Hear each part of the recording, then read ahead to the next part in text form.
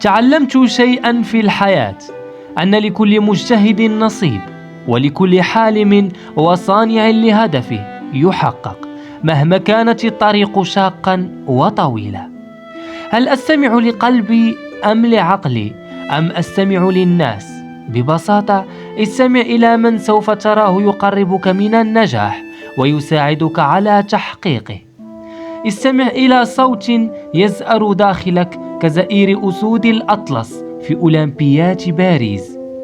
رغم الإخفاق في مراحل عديدة، لكن لا يستمعون إلا لصوت واحد: اذهب فأنت لها. تعاليق كثيرة تحبط من عزيمة الأشبال وتجعلهم يتوقفون عن المضي في طريق الذهب، لكن إذا كان الإصرار والعزيمة والمثابرة فسوف تصل إلى ما لم تكن تحلم به. صبروا، تعاركوا، وأجهدوا على أنفسهم ليصلوا إلى المعدن النفيس، لكن فوق طاقتك لا تلام. هزمنا أمام إسبانيا وخذلنا الذهب. ليس من نصيبنا أن نعتلي الصدارة، لكن بالاجتهاد والصبر حصلنا على البرونزية وافتخرنا بأنفسنا، لأن الأبطال لا يستسلمون حتى النفس الأخير.